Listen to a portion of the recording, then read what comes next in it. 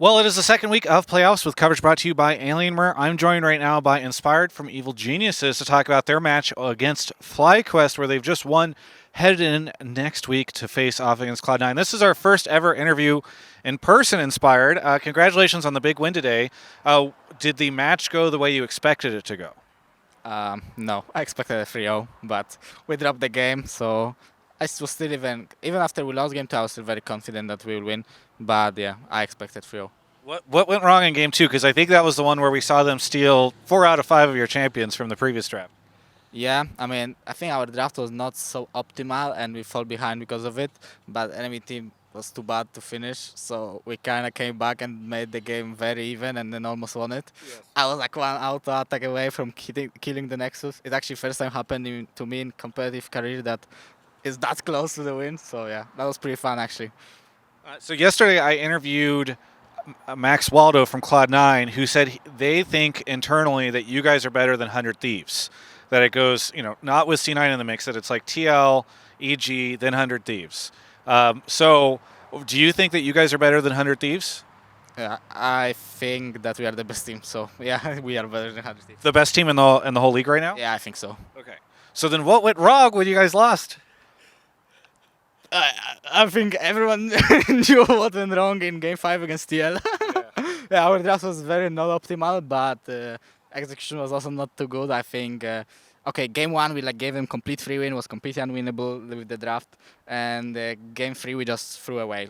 We had big lead and we just threw it away. So I still, if we will have a rematch with TL at any point of the playoffs, I still feel confident against them. So next week you guys will face Cloud9. You thought today was going to be 3-0. It ended up being a 3-1. What do you think next week will be? Blabber is. I think it's for my perspective, it will be harder to play against C9 than TL because Blabber and Fudge are more proactive players than when we played against Santor and Bjergsen. They were both not really doing anything through the games, so it will be a bit harder for me. But I still think if we will play well and not make mistakes, I think we will win because I think me and Jojo are just very good at the game. I think we can carry.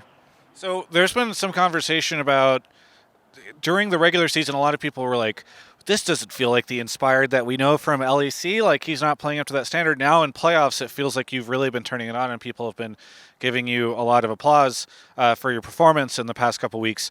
So do you think it's fair to say that you had a rougher split and you've gotten better in the past couple of weeks, or is that maybe just a misunderstanding of how the team dynamics work? I don't know. I think it's complete misunderstanding. I don't really listen to what people say because if someone would be actually good at the game, they would probably play against me in LCS. And if they're just typing on Twitter, Reddit, they've completely no clue what's going on in the games. And when I listen to opinions of every player and stuff like that, everyone has a different opinion from fans or I don't know, the people that are just writing weird comments. And this is so funny to read this, but I don't think I played bad at any point of the split. Okay. Do you think you're playing better now at all, or do you think it's been consistent across the split? I think it just Jojo is playing better, so he learned a lot, and now it's just easier for me to play. I think at the beginning of the split, he just had to get some experience. I think he was a bit nervous on the stage and also not that good. I think he improved a lot since the beginning to now, so it's just easier for me to play now, and it's just easier for us as a team. Are there, of the remaining 3 teams, which one do you think would give you the most difficulty if you had to? I mean, you're facing Cloud9, but if you face 100T or TL, do you expect either of them to give you more difficulty? Who's the biggest challenge to you winning the split?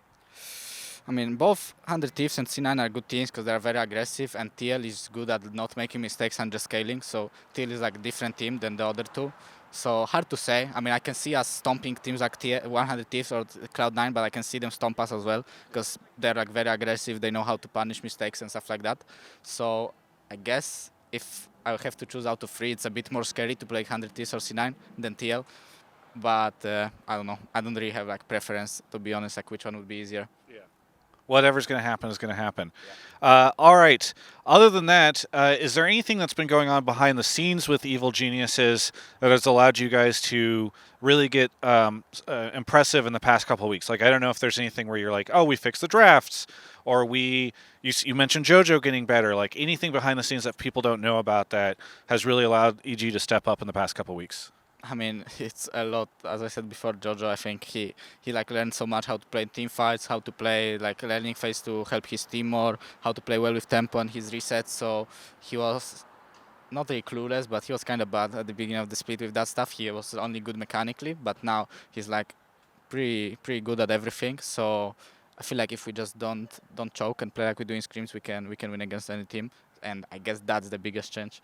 I don't think I don't really see like any other changes. Obviously, we're like much better as a team now, and we kinda know each other play styles. Like at the beginning, you don't really know how your teammates are gonna play in certain situations if they don't tell you. And now I kinda have a read on how all of my teammates approach the game and what they wanna do at certain points.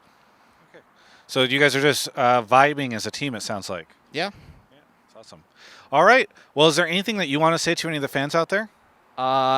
Hope you guys will cheer for us, and hopefully we will do the G2 run in NA. But I actually wanted to do it, but then we lost game 2, and I was like, fuck guys, we can't do the G2 run now. Maybe we will do it with 12-1. Yes, exactly. Well, thank you so much for the interview. For everyone else, you can check out the rest of my coverage of all things LCS right here on my YouTube channel.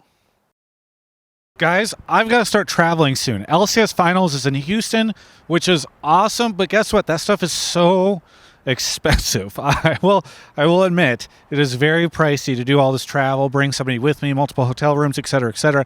So thank you so much to Alienware for supporting that. I wouldn't be able to bring you guys coverage on the road if it wasn't for them. So please go check out alienware.com/Travis. There's a link in the description. I love them. Tweet at them and say thank you if you want to. You don't have to. The sun's coming out.